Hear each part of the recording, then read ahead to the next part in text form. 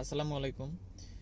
যাদের প্ল্যান মূলত জার্মানিতে পড়াশোনা, বাংলাদেশ থেকে যে আমি জার্মানিতে পড়াশোনা করব, কিন্তু এখানে এক্স ফ্যাক্টর আছে, সেটা হচ্ছে আপনি জার্মানিতে যাওয়ার জন্য আপনার 2 বছর ওয়েট করতে হবে। অলমোস্ট 2 বছর আপনি অ্যাপয়েন্টমেন্ট পাবেন না। তো আপনার আইএলটিএস আছে, সবই আছে, কিন্তু জার্মানি যেতে পারছেন না।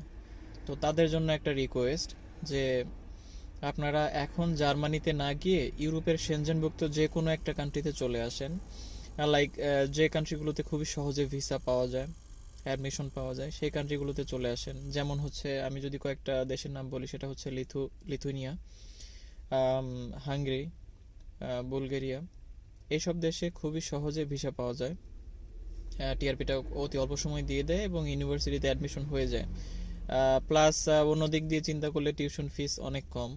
তো আপনি এই সব দেশে যদি আসেন, আসার পরে 6 মাস স্টাডি করবেন, মানে একটা সেমিস্টার শেষ করবেন। একটা সেমিস্টার শেষ করে আপনি আম, অন্য যে কোনো দেশে মুভ করতে পারবেন। সেটা হতে পারে ফিনল্যান্ড, সেটা হতে পারে জার্মানি, আয়ারল্যান্ড। আপনার যদি সামর্থ্য থাকে তাহলে আপনি সেসব দেশে মুভ করতে পারবেন।